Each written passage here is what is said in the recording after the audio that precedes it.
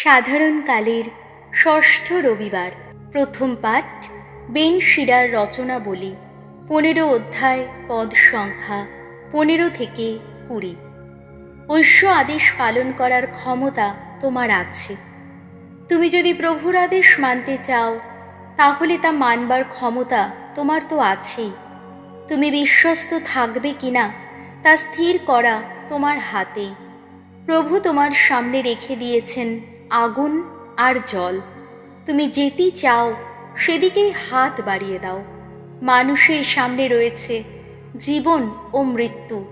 যে যা বেছে নেয় তাকে তাই দেওয়া হয়। প্রভুর প্রজ্ঞা তো সুবিপুল। অমিত শক্তি তিনি, সর্বদর্শী তিনি। যারা তাকে সম্ভ্রম করে, তাঁর দৃষ্টি তাদের আগলেই রাখে। কে কি করছে সবই তিনি লক্ষ্য করেন। অধর্মী হতে কাউকেই তিনি দেননি নির্দেশ, পাপ করার অনুমতিও কাউকে দেননি। প্রভুর বাণী, শাম সঙ্গীত, ধুয়ো। প্রভু, তোমার বিধান মেনে চলে যারা, ধন্য তারা। ধন্য তারা, ত্রুটিবিহীন যাদের আচরণ। সদা চলে যারা ভগবানের বিধান নীতির পথে, ধন্য তারাই। তার নির্দেশ পালন করে যারা, অন্তর দিয়ে করে চলে যারা তাঁরই অন্বেষণ। ধুয়ো। প্রভু, তোমার বিধান মেনে চলে যারা, ধন্য তারা। ওগো ভগবান, তুমি নিজেই তো জানিয়ে দিয়েছ তোমার আজ্ঞা বলি। মানুষ যেন তা সযত্নে মেনে চলে। আমার সব আচরণে যেন হয়ে থাকি সুস্থির, যেন মেনে চলি তোমার বিধি নির্দেশ। ধুয়ো। প্রভু, তোমার বিধান মেনে চলে যারা, ধন্য তারা। ওগো, তোমার এই সেবকের মঙ্গল করো, মঙ্গল করো তুমি, যাতে বেঁচে থাকি, যাতে মেনে চলি তোমার ওই যে বাণী। অবারিত করো আমার নয়ন দ্বার, যাতে আমি দু চোখ ভরেই দেখতে পাই কত অপরূপ তোমার বিধান নীতি। ধুয়ো। প্রভু, তোমার বিধান মেনে চলে যারা, ধন্য তারা। ওগো ভগবান, তোমার বিধি নির্দেশের পথেই চলতে শেখাও আমায়। আমি তো আজীবন সেই পথ ধরেই চলতে চাই। চিত্তে আমার জাগাও বিচার বোধ। তোমার বিধান আমি যেন সদা পালন করতে পারি, তা যেন মন প্রাণ দিয়েই মেনে চলতে পারি। ধুয়ো। প্রভু, তোমার বিধান মেনে চলে যারা, ধন্য তারা। দ্বিতীয় পাঠ করিন্থীয়দের কাছে প্রেরিত দূত পলের প্রথম পত্র, 2 অধ্যায়, পদ সংখ্যা 6 থেকে 10। যে জ্ঞানের বাণী পল প্রচার করেন, সে জ্ঞান এই সংসারের জ্ঞান নয়, ঈশ্বর প্রকাশিত প্রজ্ঞা। প্রিয়জনেরা, আধ্যাত্মিক অর্থে পরিণত মানুষ যারা, তাদের কাছে আমরা অবশ্যই জ্ঞানের কথা শুনিয়ে থাকি। তবে সে জ্ঞান এই সংসারের জ্ঞান নয়, এবং এই সংসারের নিয়ন্তা যারা, ধ্বংসের পথেই চলেছে যারা, তাদেরও জ্ঞান নয়। আমরা বরং শুনিয়ে থাকি ঈশ্বরের এক রহস্যময় জ্ঞানেরই কথা, সেই প্রচ্ছন্ন জ্ঞানেরই কথা, যে জ্ঞান লাভ করে আমরা মহিমা ধন্য হব বলে তিনি চিরকাল থেকেই স্থির করে রেখেছিলেন। এই সংসারের কোনো নিয়ন্তাই সেই জ্ঞানের কথা জানতে পারেনি। তারা যদি তা জানত, তাহলে মহিমময় প্রভু যিনি, তাকে তারা কখনো ক্রুশে দিত না। আমরা কিন্তু সেই তেমন সব কিছুর কথাই জানিয়ে থাকি, যার প্রসঙ্গে শাস্ত্রে লেখা আছে, ওই সব কিছু কারো চোখ দেখেনি কখনো, কারো কানও শোনেনি কখনো, কারো মনও ভাবেনি কখনো। যারা ঈশ্বরকে ভালোবাসে, তাদেরই জন্যে তিনি ওই সব কিছু সঞ্চিত করে রেখেছেন। ঈশ্বর এখন তা অলৌকিকভাবে আমাদেরই কাছে প্রকাশ করেছেন, পবিত্র আত্মার দ্বারাই প্রকাশ করেছেন। পবিত্র আত্মা তো সমস্ত কিছুর মর্মই নিরীক্ষণ করেন, এমনকি ঈশ্বরের সত্তার গভীরতাও। প্রভুর বাণী, বাণী বন্দনা। জয় জয় প্রভুর জয়। হে পিতা, তোমায় বন্দনা করি আমি। ঐশ্বরাজ্যের মর্মবাণী প্রকাশ করেছ তুমি। শিশুর মতো সরল হৃদয় যার, সেই মানুষেরই কাছে জয় জয় প্রভুর জয়। মথি রচিত মঙ্গল সমাচার, 5 অধ্যায়, পদ সংখ্যা 17 থেকে 37। মানুষের কাছে প্রাচীন বিধানের চেয়ে খ্রিস্টীয় বিধানের দাবি অনেক ব্যাপক।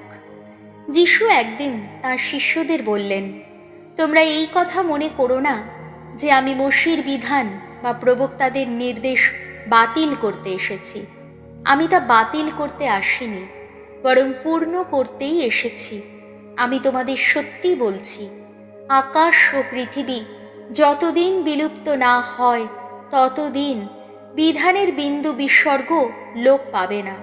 তার আগেই যা কিছু ঘটবার কথা সবই ঘটবে। তাই এইসব আদেশের মধ্যে গৌণতম আদেশগুলির একটিও যদি কেউ লঙ্ঘন করে আর অপরকে লঙ্ঘন করতে শেখায়, তাহলে স্বর্গরাজ্যে সে তুচ্ছতম বলেই গণ্য হবে। কিন্তু যদি কেউ সেই সব আদেশ পালন করে ও পালন করতে শেখায়, তাহলে স্বর্গরাজ্যে সে মহান বলেই গণ্য হবে। আমি তোমাদের বলে রাখছি, শাস্ত্রী ও ফরিসীদের চেয়ে তোমাদের ধর্মনিষ্ঠা যদি গভীরতর না হয়, তাহলে তোমরা কিন্তু কখনো স্বর্গরাজ্যে প্রবেশ করতে পারবে না। তোমরা শুনেছ যে প্রাচীনকালের মানুষদের এই কথা বলা হয়েছিল, হত্যা করবে না। যে কেউ হত্যা করবে তাকে তার জন্যে বিচার সভায় জবাবদিহি করতে হবে। কিন্তু আমি তোমাদের বলছি, যে কেউ নিজের ভাইয়ের ওপর রাগ করবে তাকে তার জন্যে বিচার সভায় জবাবদিহি করতেই হবে। আর ভাইকে যে অপদার্থ বলবে তাকে তো মহাসভাতেই জবাবদিহি করতে হবে। আর যে তাকে পাষণ্ড বলবে তাকে নরকের আগুনেই জবাবদিহি করতে হবে।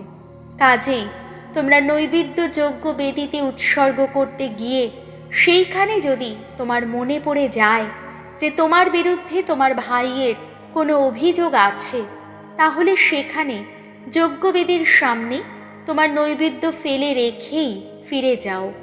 আগে ভাইয়ের সঙ্গে পুরনো সদ্ভাব ফিরিয়ে আনো, তারপরে এসো তোমার ওই নৈবেদ্য উৎসর্গ করতে। কেউ যদি তোমার বিরুদ্ধে মামলা করতে যায়, তাহলে তুমি আর দেরি না করে তোমাদের দুজনের আদালতে পৌঁছবার আগেই সমস্ত বিরোধ মিটিয়ে নাও। নইলে তোমার প্রতিপক্ষ কিন্তু তোমাকে বিচারকের হাতে তুলে দিতে পারে। তখন বিচারক তো তোমাকে তুলে দেবে প্রহরীর হাতে, আর শেষে তোমাকে কারাগারেই যেতে হবে। আমি তোমাকে সত্যিই বলছি, শেষ কড়িটি শোধ না করা পর্যন্ত তুমি কিন্তু সেখান থেকে কিছুতেই বেরিয়ে আসতে পারবে না। তোমরা শুনেছ যে প্রাচীনকালের মানুষদের এই কথা বলা হয়েছিল, ব্যভিচার করবে না।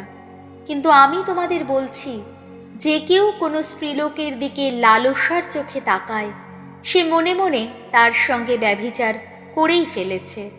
সুতরাং তোমার ডান চোখ যদি তোমার পতনের কারণ হয়, তবে তা উপড়ে ফেলো, দূরেই ফেলে দাও।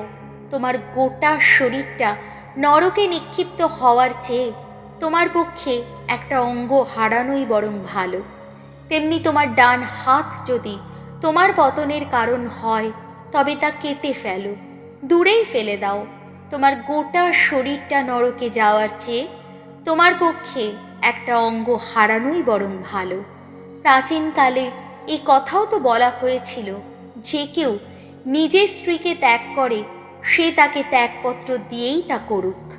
কিন্তু আমি তোমাদের বলছি, যে কেউ অবৈধ সম্পর্কের কারণে ছাড়া অন্য কোনো কারণে নিজের স্ত্রীকে ত্যাগ করে, সে তাকে ব্যভিচারের পথেই নামিয়ে দেয়। আর কারোর পরিত্যক্তা স্ত্রীকে যে কেউ বিয়ে করে সে কিন্তু ব্যভিচার করে। তোমরা শুনেছ যে প্রাচীনকালের মানুষদের এই কথা বলা হয়েছিল, মিথ্যা শপথ করবে না। প্রভুর কাছে তোমার যা কিছু মানত আছে তা তুমি রক্ষাই করবে, কিন্তু আমি তোমাদের বলছি, আদৌ শপথ করবে না, স্বর্গের নামেও নয়, কারণ স্বর্গ যে ঈশ্বরের সিংহাসন, পৃথিবীর নামেও নয়, কারণ পৃথিবী যে তাঁর পাদপীঠ, জেরুসালেমের নামেও নয়, কারণ জেরুসালেম যে সেই মহামহিম রাজার আপন নগরী। তুমি নিজের মাথার দিব্যি দিয়েও কখনো শপথ করবে না, কারণ মাথার চুলের এক গাছিও সাদা বা কালো করার ক্ষমতা তোমার তো নেই। তুমি শুধু দরকার মতো হ্যাঁ কিংবা নাই বলবে, কেননা এর চেয়ে বেশি যা কিছু সবই তো সেই মহা অসতের প্রেরণাতেই বলা হয়ে থাকে। প্রভু যিশুর মঙ্গল সমাচার।